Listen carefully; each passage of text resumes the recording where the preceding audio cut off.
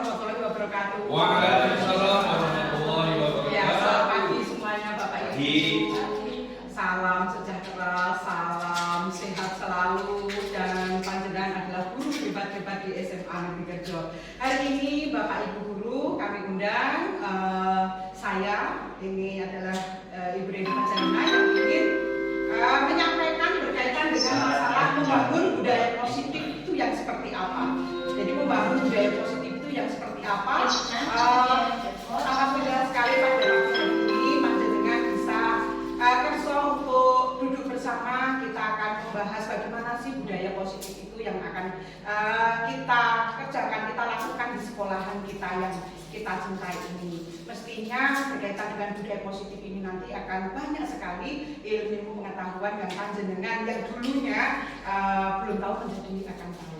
Bapak Ibu semuanya, alhamdulillah sekali bersyukur bahwa pada pagi hari ini nanti kurang lebih dalam 1 jam ke depan kita akan merefleksi diri bagaimana sebenarnya kita itu dalam posisi sebagai guru itu pengontrol siswa yang seperti apa sih yang diharapkan untuk masa kini. Nah, kini kita hadapi bahwa kurikulum kita adalah kurikulum yang merdeka. Jadi segala sesuatunya kita harus bisa sebagai agen perubahan, di mana agen perubahan ini yang nanti ke depannya kita lanjutkan masa depan negara Indonesia. Sebelum saya mulai, saya ingin sedikit sekali melihat bahwa bagaimana membangun budaya positif ini. Bapak Ibu semuanya kepalkan tangan, kepalkan tangan, jangan tidak merdeka loh Pak ya, kepalkan tangan. Kita bayangkan bahwa kepalan tangan ini itu adalah sesuatu hal yang sangat berharga untuk kita, sangat berharga. Jadi membangun budaya positif ini saya gambarkan terlebih dahulu bagaimana perubahan. Ini kepalan tangan ini, dalamnya ini adalah sesuatu yang sangat berharga untuk kita. Dan apabila, nah misalkan Bu Heni akan membuka kepalan tangan dari Bu Nurul, apakah bisa? Coba Bu Heni. Nah, kamu katakan itu adalah sesuatu hal yang sangat istilahnya berguna sekali. Bisa apa tidak? Tidak bisa. Oke, sekarang gantian Bu Heni untuk dilepaskan kepalan tangan Bu Heni, bisa enggak? Nah, juga susah. Tidak bisa. Sebenarnya jawabannya ini Pak Widarto. Coba Pak Widarto membuka kepalan tangannya Pak Is, bisa enggak? Enggak bisa. Coba Pak Is. Ya, Pak Is. Sini dong. Iya, sudah. Pak Is tadi tidak bisa dibuka. Coba alasan Pak Is kok mengapa kok menggenggam sangat erat sehingga Pak Widarto itu tidak bisa membukanya? Alasan mengapa kok sampai genggam? Orang sangat berharga. Sangat berharga. Oke, terima kasih sekali.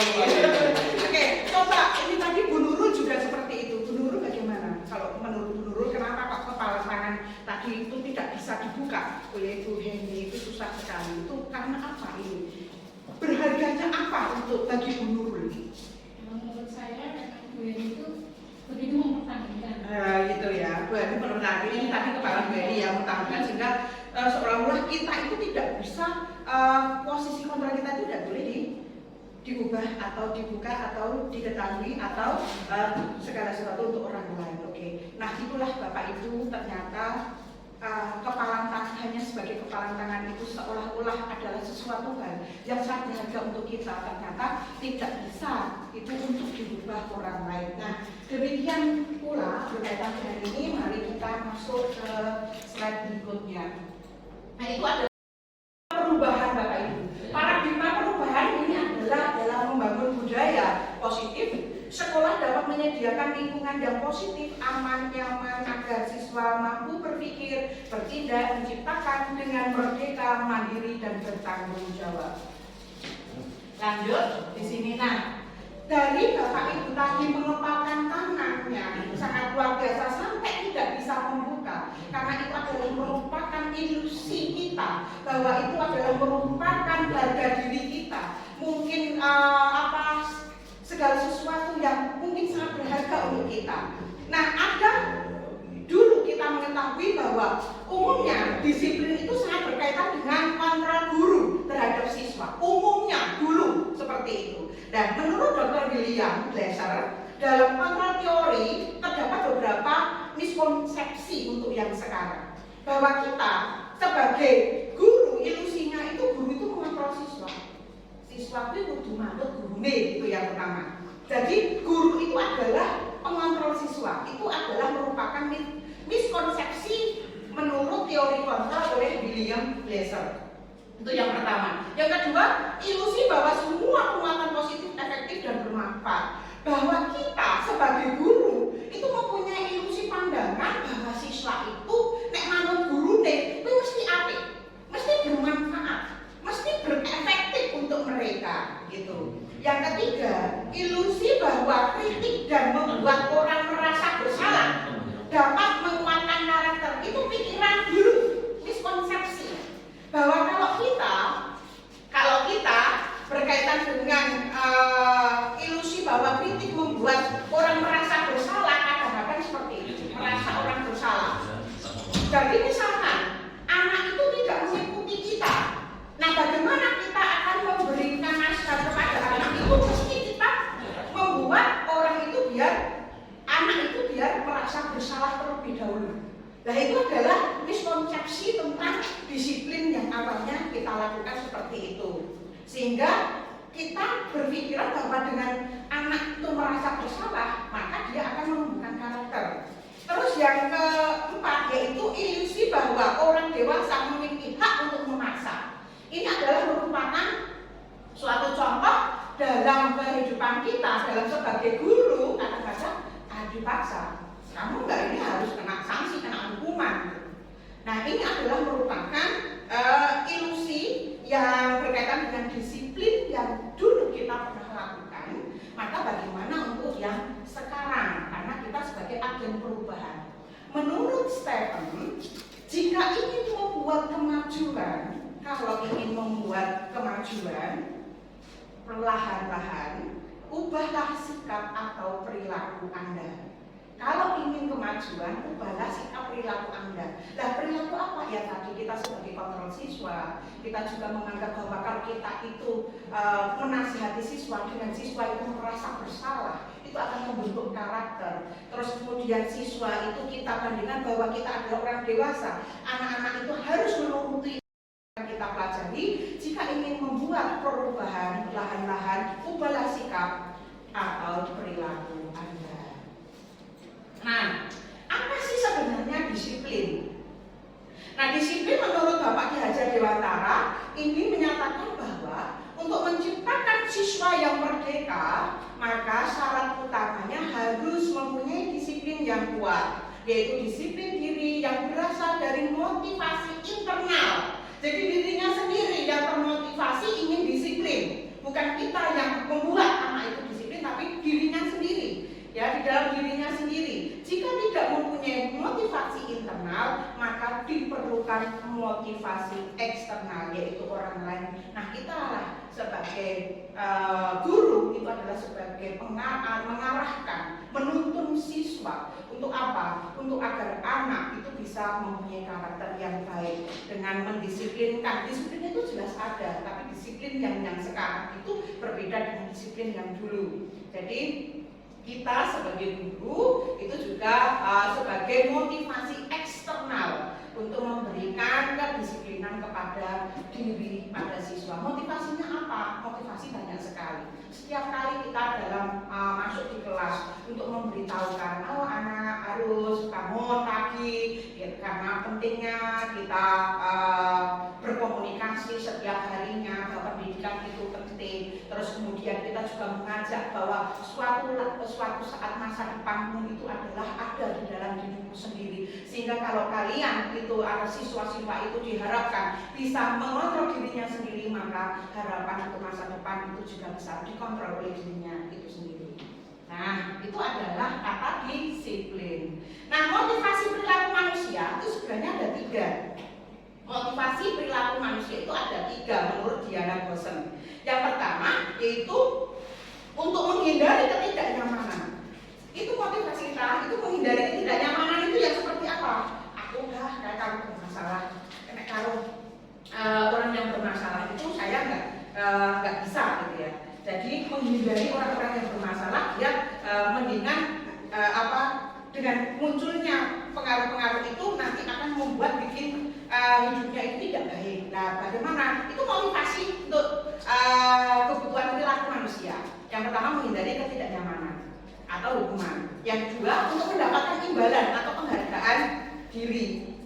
pada orang lain. Seseorang berperilaku untuk mendapatkan pujian itu ya ada. Jadi melakukan sesuatu tindakan itu hanya embel-embel untuk pujian, hadiah, imbalan dari orang itu. Terus mereka letakkan dalam dunia itu berkelas gitu. Nah itu motivasi yang kedua berkaitan dengan motivasi perilaku manusia. Yang pertama menghindari ketidaknyamanan, yang kedua itu berpikir bergaul, bekerja itu untuk imbalan. Terus yang ketiga untuk menjadi orang yang mereka inginkan dan menghargai diri sendiri dengan nilai-nilai yang mereka percaya. Artinya apa? Bahwa orang itu melakukan sesuatu itu karena nilai-nilai yang mereka yakini. Jadi kalau saya, misalkan saya sebagai guru, itu apa yang kita yakini yang kita jalankan. Dan luar biasa di sini ada Bu Marini. Jadi tidak terpengaruh. Jadi apa yang dia yakini yang dia kerjakan. Kalau saya masih sekadar ngalor ngidul gitu ya, belum bisa. Tapi kalau Bu Marini itu saya bisa melihat bahwa itu tuh lurus ya, tegak lurus. Jadi segala sesuatunya ya betul dari sekian ini. Jadi tidak terpengaruh Bu ini dan sebagainya itu keyakinan dirinya untuk mengontrol dirinya itu sudah bisa karena dirinya ini apa yang mereka inginkan atau apa yang dia lakukan itu sesuai dengan dirinya sendiri dan dia juga bisa menghargai dirinya sendiri. Itu adalah motivasi perilaku manusia. Lanjut. Nah, dari kalau kita sudah tahu tentang perilaku manusia tadi ada 3, yaitu menghindari ketidaknyamanan. Terus yang kedua pengen penghargaan, yang ketiga bisa menghargai diri sendiri. Apa sih sebenarnya tujuan disiplin positif? Bola-balik mesti disiplin positif. Nah, sekarang disiplin positif itu tujuannya yaitu untuk menanamkan motivasi kepada semua siswa kita agar mereka menjadi orang yang mereka inginkan dan menghargai diri sendiri dengan nilai-nilai yang mereka percaya. Motivasi ini berasal dari diri siswa internal sehingga akan berdampak jangka panjang dan tidak akan terpengaruh dengan adanya hukuman dan hadiah. Ternyata kita itu memberikan hadiah dan hukuman itu juga ada efeknya sangat luar biasa. Sehingga kalau bisa kita mendisiplinkan anak, disiplin positif itu tanpa harus ada hukuman dan hadiah. Nah, kenapa di sini nanti kita bahas Bapak Ibu itu adalah tujuan disiplin positif. Nah, antara lain mengapa kok ada disiplin positif itu kita nanti akan menghargai dirinya sendiri dan termotivasi pada dirinya sendiri dari motivasi internal nanti bisa lanjut bahwa perkembangan anak itu bisa terkontrol dirinya sendiri. Itu harapannya. Nah, salah satunya Bapak Ibu ada suatu keyakinan kelas untuk mengganti hukuman. Sering terjadi di sini kita sebagai agen perubahan, apalagi saya yang selalu dari saya tahun 99 mengajar sampai dengan sekarang itu berkecimpung dalam kesiswaan itu. Setelah ini saya berubahnya ternyata dalam berkaitan dengan hukuman itu memang akan jangka panjangnya itu tidak baik untuk anak-anak kita. Nah, maka dengan ini Bapak Ibu kita akan mempelajari tentang budaya positif. Hukuman orang naik itu bagaimana? Nah, dengan keyakinan kelas. Nah, keyakinan kelas itu apa? Ini adalah nilai-nilai kebaikan atau prinsip-prinsip yang disepakati secara universal. Nah, misalkan ada pandangan ini nanti bagaimana kesepakatan itu sampai naik dewe kan kita sebagai guru yang mendampingi siswa untuk membuat kesepakatan biar nah itu akan nanti bisa terlaksana. Insya Allah apabila kita terpantau dan sebagainya ia tidak bisa secara frontal, itu harus ada perubahan secara perlahan. Apa saja? Keyakinan kelas bersifat lebih abstrak daripada peraturan. Kalau peraturan kita melihat, kalau dengan peraturan di sekolah ada. Sehingga kalau sudah kelas itu kesepakatan saja. Peraturan itu dibuat oleh sekolahan. Yang berwenang adalah sekolahan. Sedangkan berkaitan dengan masalah kesepakatan kelas itu untuk menghindari hukuman. Konsekuensi tetap ada. Konsekuensi restitusi tetap ada. Nah, nanti kita tahu apa berkaitan dengan pidana hukuman, terus kemudian dengan restitusi maupun dengan konsekuensi. Nah, yang kita harapkan adalah dengan konsekuensi kalau ada keyakinan kelas.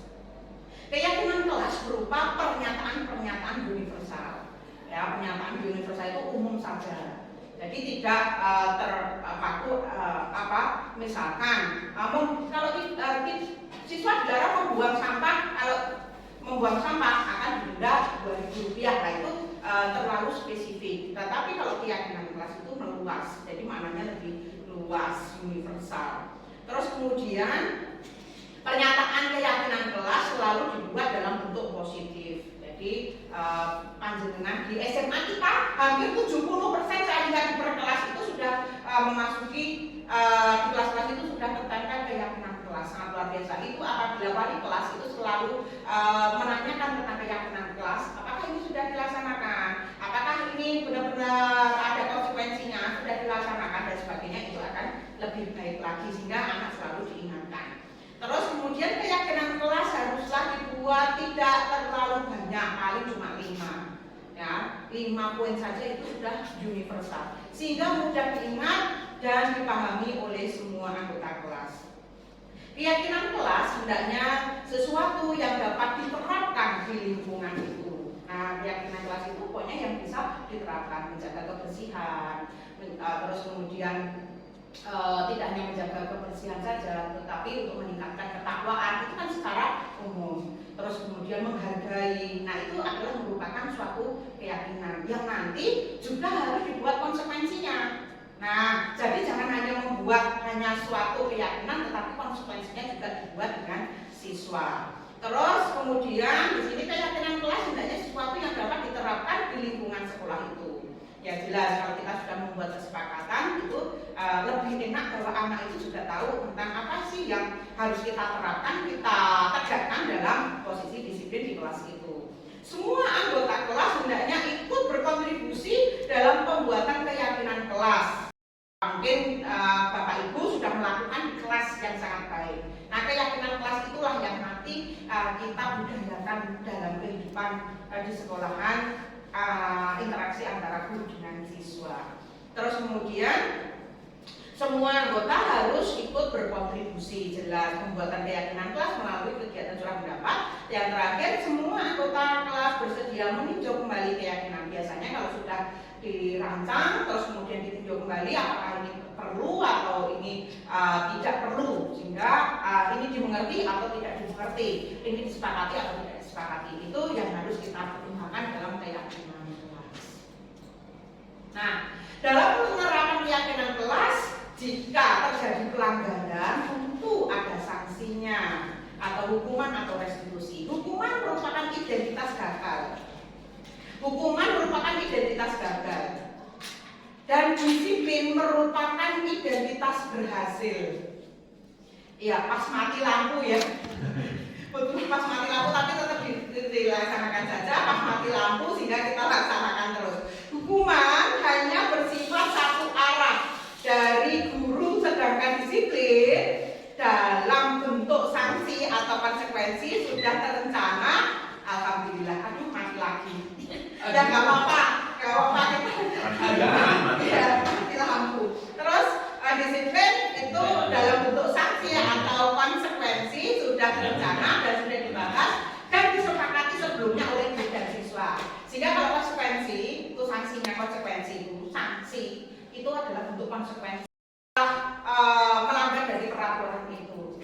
Nah ini mati lampunya jelek kali ya. Nah, iya.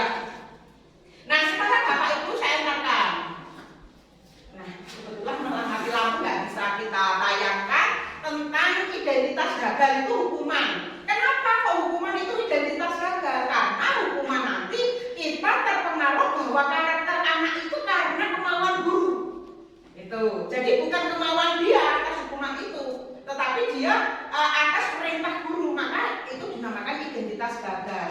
Contoh misalkan di sini, sesuatu yang menyakitkan harus dipaksa atau yang harus terjadi, yang menyakitkan harus terjadi. Nah, kalau misalkan kita masuk ke disiplin, identitas berhasil itu kan identitas gagal tadi hukuman, itu mestinya sesuatu yang menyakitkan harus terjadi. Itu prinsip hukuman. Kudu sakit dulu. Misalkan saya menghukum siswa, itu siswa itu kudu biar jerak. Nah, kita itu mesti ben jerak. Itu alasan utama kita memberikan hukuman itu ben jerak. Tetapi kalau kita pada identitas berhasil, kita masuk pada konsekuensi atau restitusi. Lah konsekuensinya apa? harus terjadi. Jadi bukan dipaksa, menyakitkan, tetapi sesuatu harus terjadi.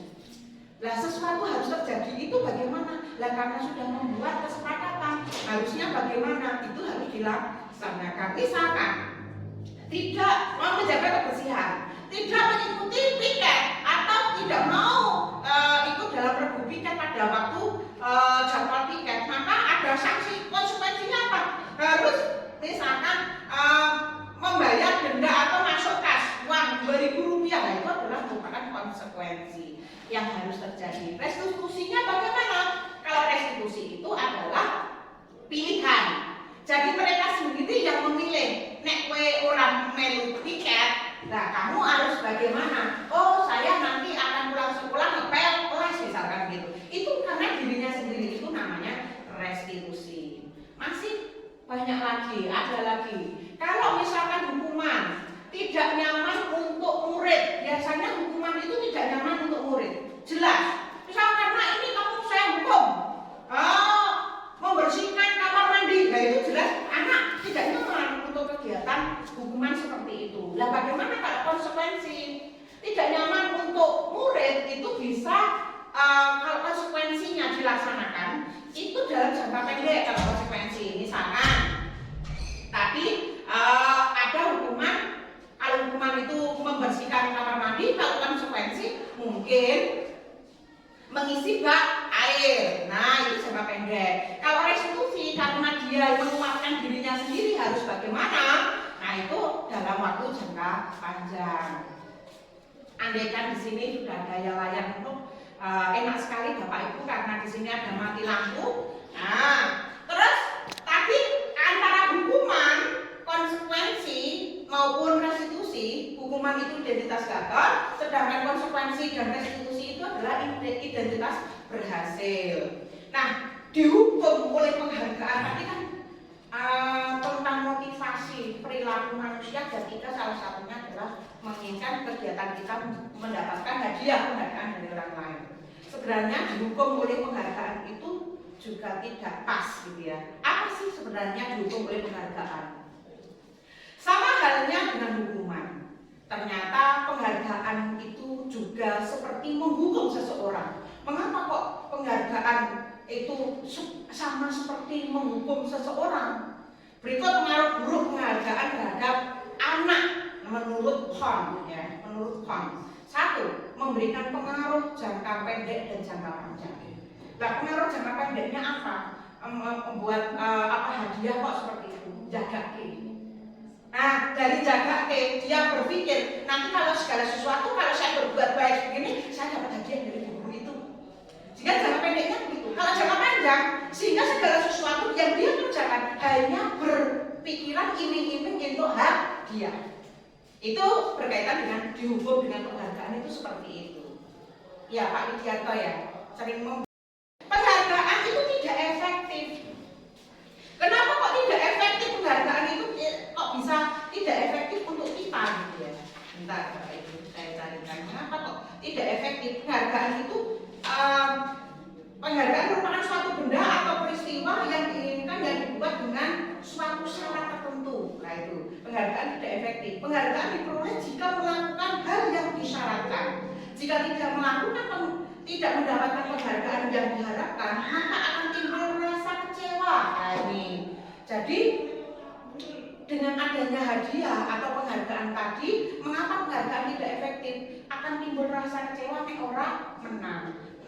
Timbul rasa kecewa tidak menang itu kan perasaan yang kecewa itu kan gelone ini akan mendalam, akan dibawa sampai jangka lama karena tidak memperoleh penghargaan.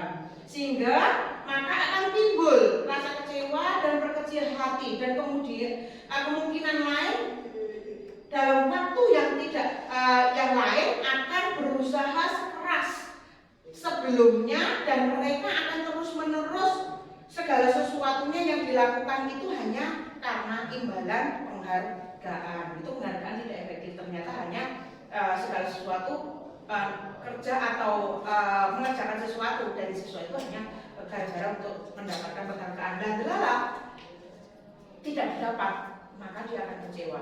Terus penghargaan yang Tiga, yaitu penghargaan itu akan merusak hubungan. Betul, akan merusak hubungan. Kenapa kok penghargaan itu bisa merusak hubungan?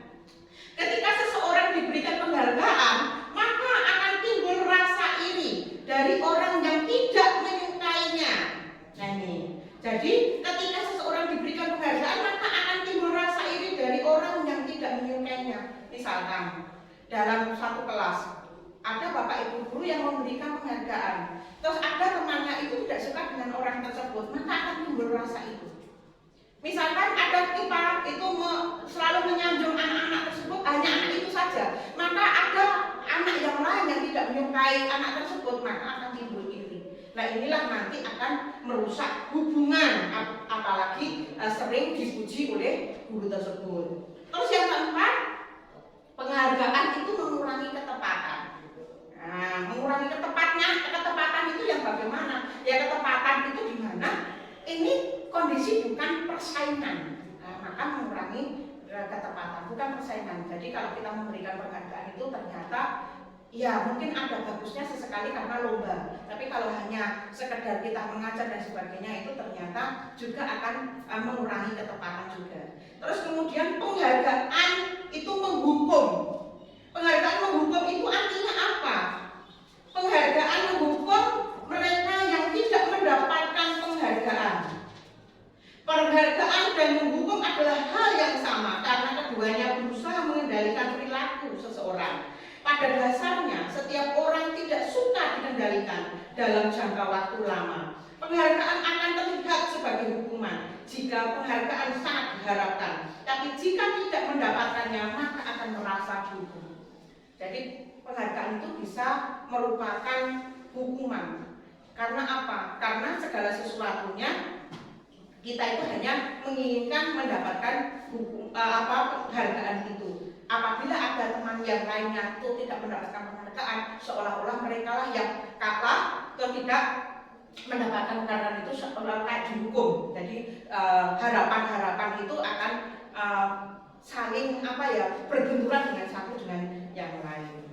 Nah, Bapak Ibu, jadi berkaitan dengan penghargaan itu juga bukan berarti tidak boleh, tetapi panjenengan harus memposisikan di mana memberikan penghargaan itu pada waktu yang seperti apa. Kalau lomba antar kelas, lomba apa itu penghargaan jelas ada, tapi kalau dalam kehidupan sehari-hari ternyata penghargaan itu juga identitas gagal. Jadi hampir identitas gagal karena mereka hanya berharap tentang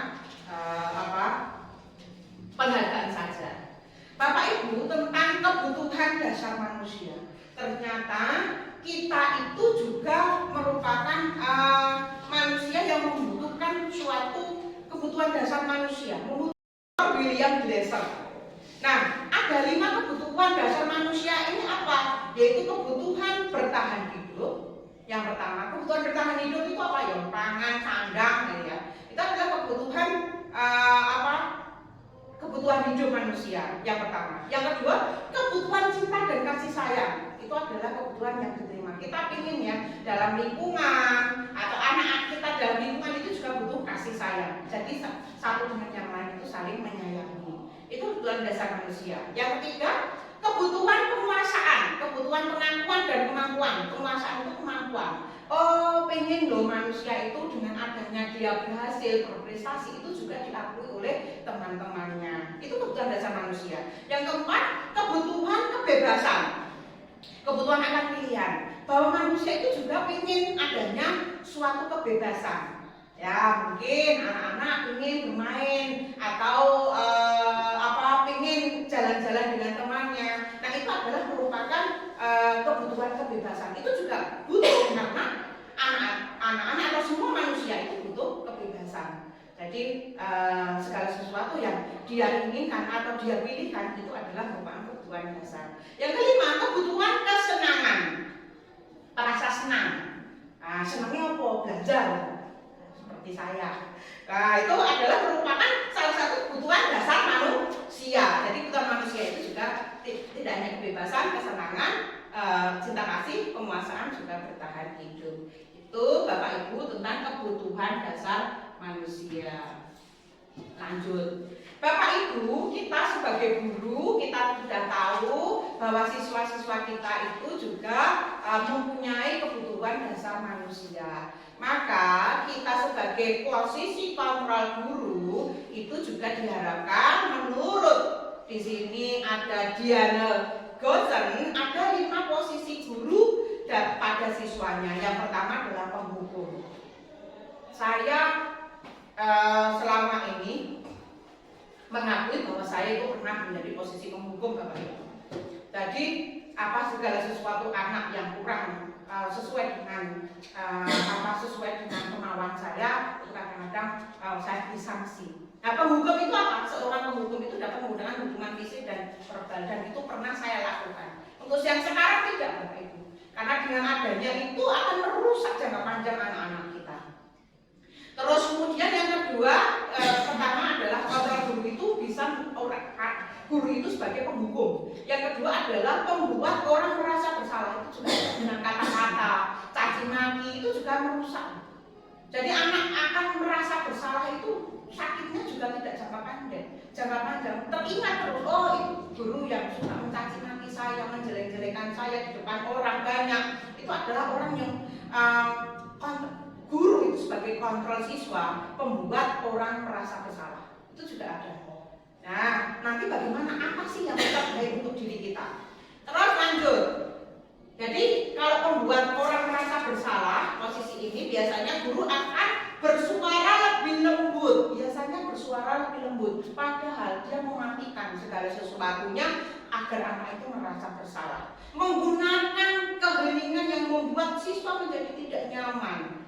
Terus kemudian merasa bersalah dan rendah hati. Akhirnya akan terbentuknya anak merasa bersalah. Terus yang ketiga, guru juga ada yang merasa dirinya mampu sebagai teman. Ada penghukum, ada guru yang membuat anak merasa bersalah. Ada yang ketiga, guru itu kayak temannya. Dia memposisikan dirinya teman. Biasanya kalau seperti ini adalah posisi ini guru tidak akan menyakiti murid. Nah ini siapa ini? Jadi guru itu sebagai posisi teman, tidak menyakiti murid, tetapi akan selalu berusaha mengontrol siswa melalui persuasi. Mengontrol siswa. Nah, dikontrol, kamu sudah gimana? Ini sedang apa? Nah itu adalah sebagai teman, karena dia selalu berkomunikasi. Ini adalah tawaran bukan paksaan. Kalau tawaran, oh kamu sudah kesalahan begini, bagaimana nanti seperti ini, gitu. Terus kemudian dia akan membuat kesimpulan sendiri, membuat perjanjian dia sendiri, membuat keyakinan diri sendiri untuk berubah.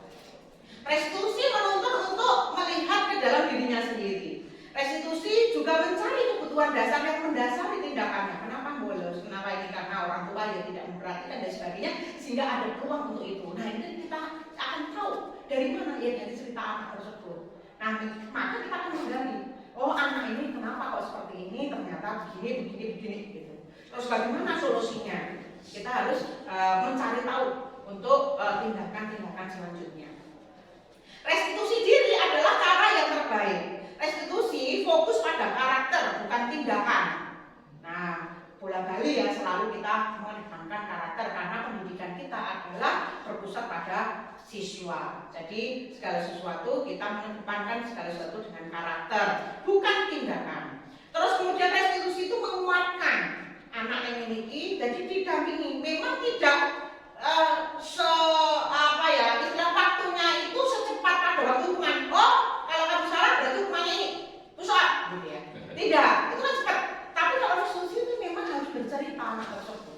Nah, apa bisa tuh Bu, kita muridnya ada 900 siswa, terus kemudian segala sesuatu. Yang kita harus mencari waktu untuk segala sesuatu, bagaimana anak tersebut bisa kita dampingi. Seperti apa kita menyaksikan dengan restitusi. Kumpulkan dari satu, kita buat mereka itu merasa bahwa apa yang dia lakukan itu adalah merupakan suatu kesalahan. Terus dan mereka akan membuat suatu kesepakatan untuk dirinya sendiri. Restitusi mengembalikan siswa yang berbuat salah. Nah, jadi mengembalikan siswa yang berbuat salah pada kelompoknya. Kalau kelompok nanti minta maaf, nah sehingga akan kembali pada siswanya itu sendiri. Lanjut. Tidak ada gambar, sebenarnya saya gambarkan itu segitiga restitusi. Ada 3 poin yang harus kita lakukan dalam pengembangan segitiga restitusi Bapak Ibu. Jadi dalam teori restitusi itu penggambarannya oleh Gosser itu adalah segitiga restitusi. Yang pertama itu harus validasi tindakan. Validasi tindakan itu ditanya pada siswa, contohnya kamu kemana hari ini?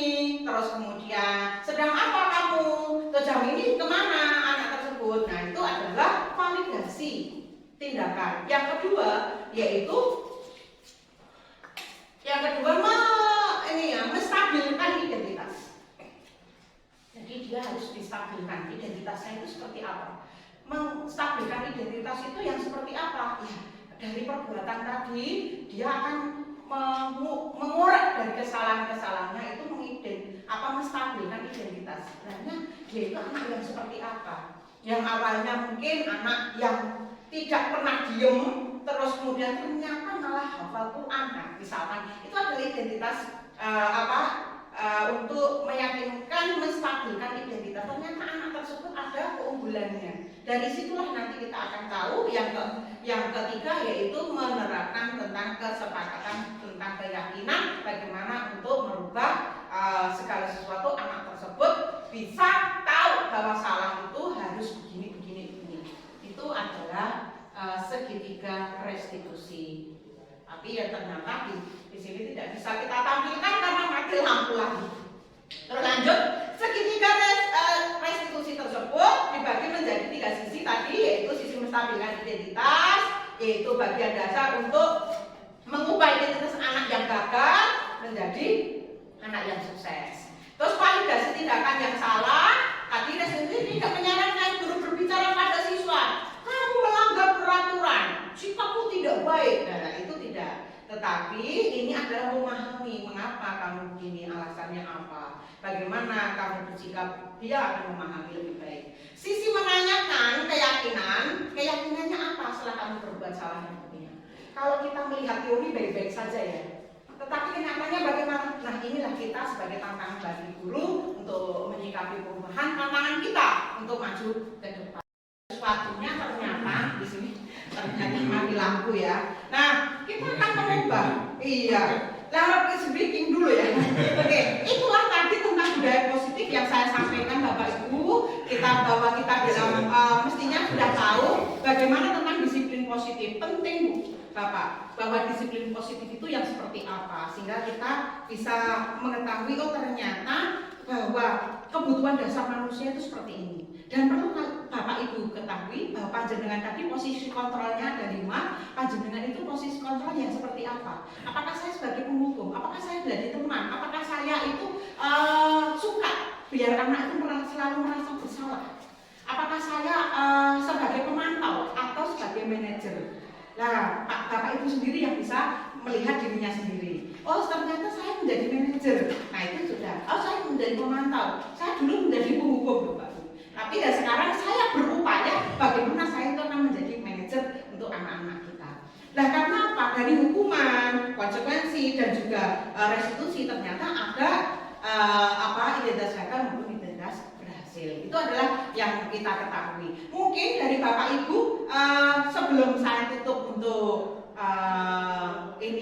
desiminasi saya tentang budaya positif yang akan kita lakukan di SMA Negeri Kerjo, saya minta ada yang merefleksi apa yang dapat panjenengan ambil, mungkin satu kalimat begitu, tidak apa-apa. Apa sih yang kita ambil dalam sosialisasi tentang budaya positif ini?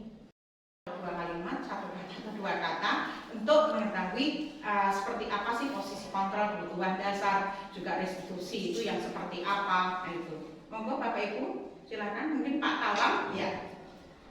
Ya, tadi sangat luar biasa apa yang sudah dipresentasikan Bu Ren terkait dengan guru sebagai controlling, kontrol perilaku siswa. Betul.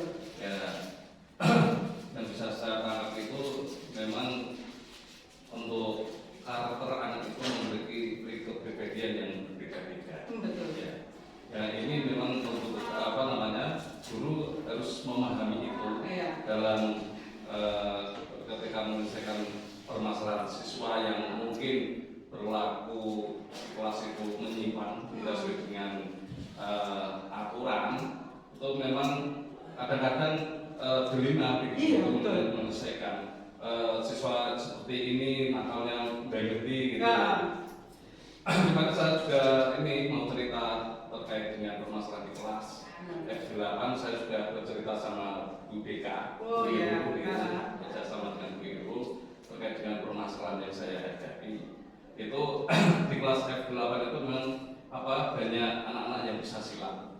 Ketika seperti itu, saya tidak habis pikir. Anak itu gini Bu bilangnya, Pak sambung.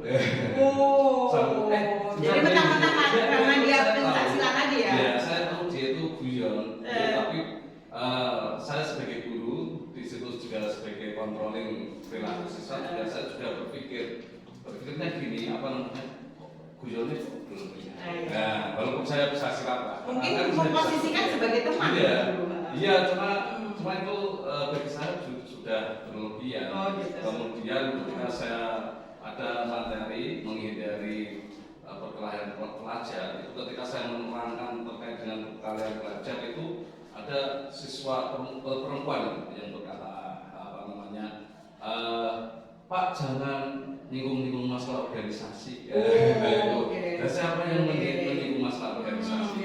Kemudian bagi saya itu sebuah permasalahan gitu. Ketika ada siswa yang seperti itu, bisa jadi kalau siswa berkata seperti itu nanti bisa menjadi provokator kan, memprovokatori organisasinya bahwa gurunya itu seperti kan kita tidak tahu ya Bu. Akhirnya kemarin saya istilahnya ya permasalahan itu saya omongkan sama Bu BK, Bu. Ya, memang kalau saya lihat Bu Irul itu kan memang dari penelitian itu mendengarkan siswa itu. Siswa didengarkan. Kita ibarat orang memasak air. Kalau lembut terus itu tidak jadi. Harus ada tekanan tertentu agar anak itu bisa menjadi dewasa teman. Siap. Oke, saya bisa menangkap dari apa pendapat dari Pak Tawang. Mudah-mudahan nanti kita dalam mendidik siswa akan lebih baik lagi. Begitu ya Bapak Ibu. Untuk ini sosialisasi budaya positif, insya Allah nanti kita akan laksanakan bersama. Apabila ada kesalahan dari saya mohon maaf. Saya akhiri. Wassalamualaikum warahmatullahi wabarakatuh.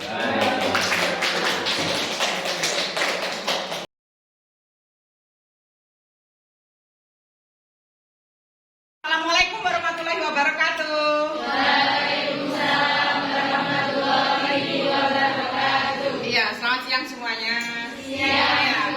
Pada siang hari ini, Bu Reni akan mengajak kalian membuat suatu aturan yang ada di kelas ini. Mestinya kalian ingin kelas ini suasananya nyaman nggak? Pengen ya, mestinya pengen dan ada kesepakatan satu dengan yang lain sehingga apa yang kalian tuliskan nanti bisa membuat suatu nilai kebajikan untuk kita. Untuk apa? Kita itu bisa berdisiplin pribadi. Kalau kita sudah membuat kesepakatan, nanti bisa nggak dilaksanakan bersama-sama? Bisa. Oke. Mestinya apa sih yang nanti akan kalian buat aturannya? Kalian nanti menulis yang disediakan oleh Bu Reni. Apa saja yang kalian masukkan? Nanti mari kita bersama-sama untuk membuat kesepakatan kelas. Gitu ya? Oke.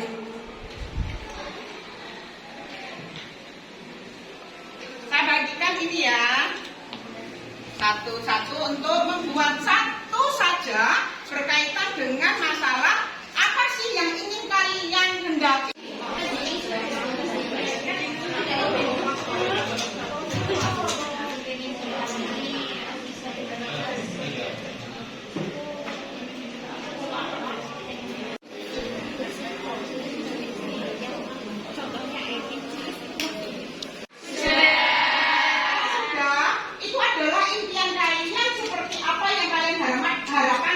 harapkan di kelas ini. Maka silakan semua hasil tulisan kalian ditempel di papan tulis di sini. Silakan dari belakang maju ke depan untuk menempelkan di sini. Yuk, langsung. Ya dari depan juga boleh, terserah. Kayaknya yang belakang malu-malu. Ya pelan-pelan ya.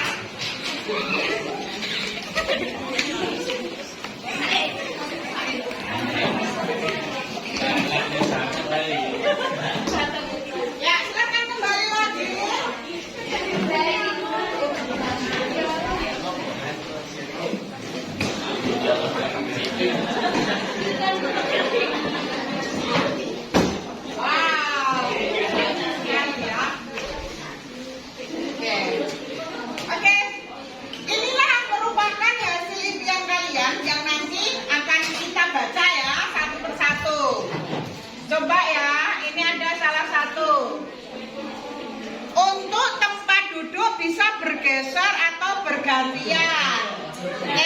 Kayak tempel di sini. Hah? Tidak bisa. Bisa tidak?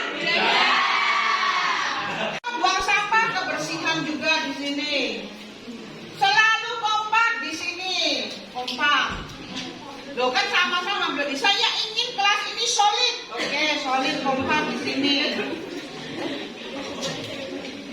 Saya ingin ke 12 IPA 1 tidak ada yang menunda-nunda sholat. Oke.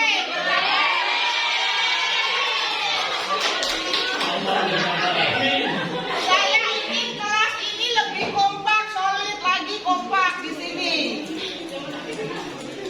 Siang kerapian di sini. Disiplin. Menjaga kebersihan di sini ada lagi tadi kebersihan. Mana nih? Kebersihan di sini. Saya ingin kelas ini lebih kompak, solid lagi.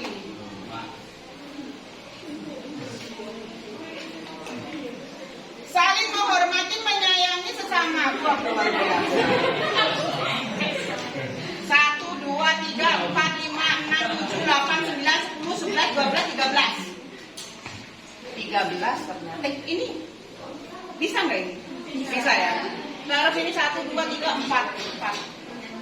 3. Kebersamaan. Kalau kita bahasanya kalau ingin solid, ingin bersama, ingin baik dengan teman itu kalau kalimatnya yang bagus apa? Kita buat keyakinan bersama. Saling apa? Saling menjaga. Saling menjaga. Menjaga kasih sayang. Menjaga kasih sayang bisa nggak? Nah, coba ya, 1. Berarti paling tinggi menjaga kasih sayang. Oh, kayak ini mau menjaga kasih sayang itu dia ya? Menjaga kasih. Bahasa apa ini? Bahasanya yang bagus apa? Makanya akhirnya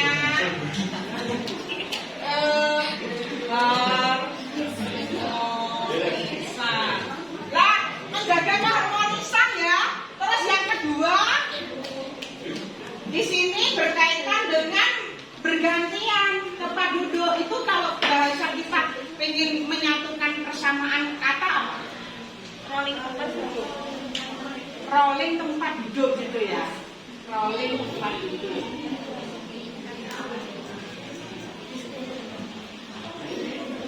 Ternyata ini juga merupakan harapan kalian, kesepakatan. Ini apakah sebuah aturan apa enggak ini? Enggak, tapi buat kesepakatan. Terus ya, kebersihan. Terus yang keempat, ini apa ini? Saling tolong menolong dan disiplin. Disiplin apa saja ini? Disiplin belajar gitu ya.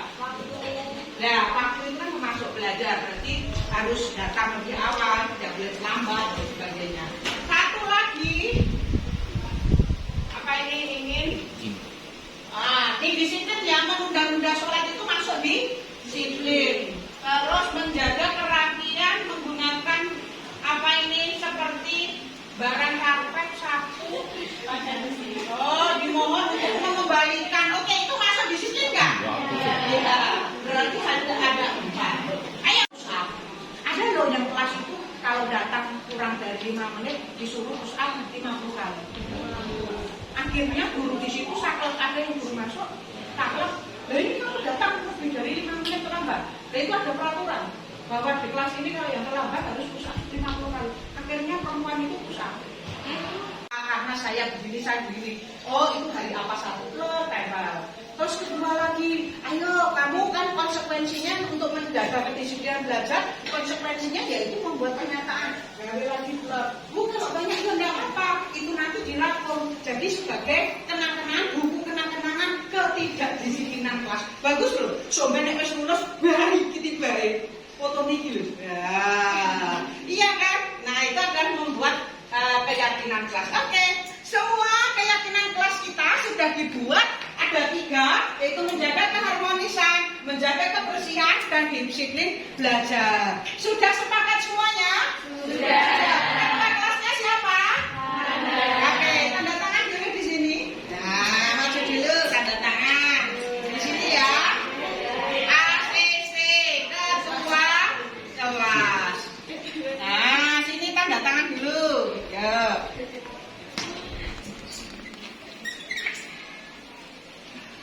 Oke, terima kasih. Kita kasih aplaus untuk semuanya. Ini adalah merupakan keyakinan yang harus kita laksanakan dan kita harus memang benar-benar sudah buat keyakinan, maka konsekuensinya juga kita harus jalankan. Demikian, terima kasih. Saya akhiri. Wassalamualaikum warahmatullahi wabarakatuh. Waalaikumsalam warahmatullahi wabarakatuh.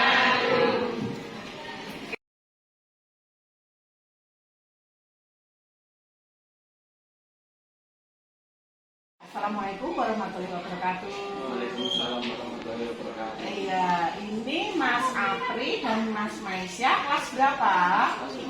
10 apa? Iya. Nah, pada waktu hari itu project ya, pada kegiatan project itu Mas Apri dan Mas Maisya kemana? Jam pertama kita kegiatan project. Apa? Merokok di sekolahan itu menyalahi aturan tidak? Menyalahi, sadar ya kalau kamu menyalahi aturan gitu. Nah, kalau menyalahi aturan kayaknya di sepanjang tempat-tempat itu ada tulisan dilarang merokok. Tahu? Tahu, tapi tetap merokok di sekolahan. Oke. Nah, sekarang kalau merokok di sekolahan sebenarnya Mas Apri dan juga Mas Maisya ini pengen jadi seperti apa sih orangnya? Coba Mas Apri dulu. Pengen apa? Jadi apa? Menjadi orang yang lebih baik. Yang lebih baik. Terus yang Mas Maisya sama. Betul, ingin menjadi orang yang lebih baik.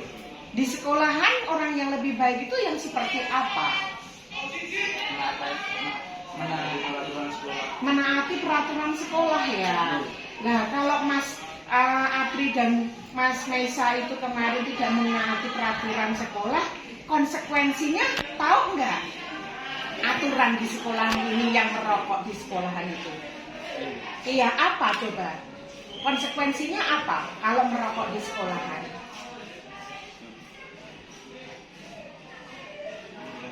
Panggilan orang tua. Kamu sudah dipanggil orang tuanya belum?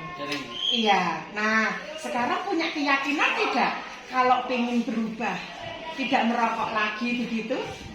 Iya. Coba keyakinannya apa? Ingin merubah yang menjadi yang lebih baik itu yang seperti apa, Mas Maisya? Tidak melakukan.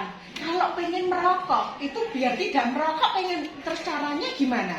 Untuk menanggulangi, untuk menangani itu. Pas pulang mawon. Oh iya. Jadi rokoknya kalau tidak di sekolahan. Oh jadi suka ngerokok ya? Padahal rokok itu baik nggak sih untuk kesehatan? Tidak ya. Nah, untuk mengurangi itu di sekolah bagaimana perasaannya? Harus bagaimana? Melakukan hal-hal yang positif. Melakukan positifnya yang seperti apa? Belajar di kelas. Belajar di kelas untuk biar tidak merokok begitu ya? Gitu. Yakin bisa? Yakin bahwa itu bisa membantu kamu untuk tidak merokok lagi begitu? Iya, betul. Benar. Iya. Ini berkaitan dengan keyakinan loh. Kalau itu ternyata dilakukan lagi, bagaimana konsekuensinya untuk diri kamu sendiri? Ya. Oh, dipanggil orang tuanya, sanggup ya? Oke, sepakat? Oke, sepakat. Berarti sepakat ya bahwa untuk kegiatan ini atau kelakuan kalian atau perbuatan kalian yang merokok di sekolahan, saya harap itu tidak akan terulang lagi. Kalian sudah membuat keyakinan bahwa saya akan belajar yang lebih giat lagi, sehingga ini akan membantu kalian pada budaya positif kalian ya. Jangan diulangi lagi, dan itu nanti akan membawa kebaikan untuk diri kamu sendiri. Begitu? Nah, jadi benar, ini janji ya. Nanti kalau melakukan lagi maka akan ada panggilan orang tua. Gitu. Oke, bisa kembali ke kelas. Keyakinan monggo ini ditulis dulu. Nah, ditulis ya. Sini, tulis sini. Nah, keyakinan satu-satu ya. Oke, ditulis gitu. Ini benar ya. Sudah ditulis, tanda tangan aja sini. Nah, kamu sini gantian tanda tangan. Di sini nama ya, terus tanda tangan. Ya, nama Apri, terus tanda tangan aja di sini. Oke. Ini sudah tanda tangan di sini, sudah berjanji tidak akan mengulangi lagi, dan sudah kesepakatan kalian harus belajar lebih giat lagi. Oke, untuk masa depan. Oke, kalau gitu kalian bisa kembali ke kelas, dan saya akhiri. Wassalamualaikum warahmatullahi wabarakatuh. Waalaikumsalam warahmatullahi wabarakatuh. Ya, warahmatullahi wabarakatuh. Waalaikumsalam warahmatullahi wabarakatuh. Ya, ini Mas Ananda Timur. Berkaitan dengan apa yang dilakukan kemarin, itu Bu Reni tahu bahwa dalam pembelajaran jam ke-5-6 ya, itu hari Kamis, itu waktu pelajarannya bahasa Indonesia, itu Mas Ananda tidak ada. Kemana Mas Ananda waktu itu? Pas habis cari jajan, terus udah ada guru. Oh, pas jajan, terus ada guru yang ada di kelas. Iya. Terus balik lihat di aula. oh, terus di aula. Ya. Ada kegiatan nggak ya di aula? Ya. Terus berarti Mas Ananda tidak ikut pelajaran? Iya. Ya. Kalau tidak ikut pelajaran itu berarti menyalahi aturan tidak? Menyalahi. Iya. Pengingkaran kewajiban tidak? Iya. Pengingkaran. Kalau misalkan Mas Ananda itu pengen jadi seperti apa sih? Orang yang seperti apa sih? Ingin fokus belajar dan tidak melanggar peraturan sekolah. Ingin fokus belajar ya, ingin fokus belajar. Berarti Mas Ananda ini kan pengen menjadi orang yang fokus belajar. Terus sekarang bagaimana kalau Mas Ananda pengen fokus belajar, terus kemudian ingin apa? Menjadi tidak melanggar peraturan, tapi ternyata melanggar peraturan. Melanggar peraturan tidak kemarin, karena tidak mengikuti pelajaran. Coba Mas Ananda, pengen nggak Mas Nanda itu tidak melakukan kesalahan? Itu merupakan kesalahan tidak? Kesalahan. Nah, bagaimana Mas Ananda membuat keyakinan sendiri agar Mas Ananda tidak melakukan kesalahan, membolos dalam jam pelajaran? Coba, apa keyakinan Mas Ananda?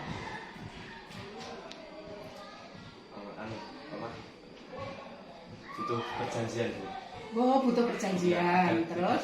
Mengingkari janji itu dan tidak membuat surat pernyataan, iya. gitu. Membuat perjanjian, buat surat pernyataan, terus tidak mengulangi lagi. Ya, Misalkan Mas Ananda punya pikiran, kalau saya tidak membuat kesalahan itu pinginnya seperti apa? Belajarnya yang seperti apa? Fokus dulu. Fokus ya, fokus. Itu yang negatif di sekolah. Tidak mengikuti hal-hal yang negatif di sekolahan. Yakin kalau Mas Ananda pengen tidak mengikuti hal-hal yang negatif? Yakin bahwa Mas Ananda tidak akan mengulangi lagi? Oke, sepakat ya? Berarti Mas Ananda sudah tahu kalau itu kesalahan. Dan itu akan membuat buruk atau tidak? Dengan guru atau dengan teman? Apabila melanggar dia membuat buruk. Oke. Berarti tidak ya?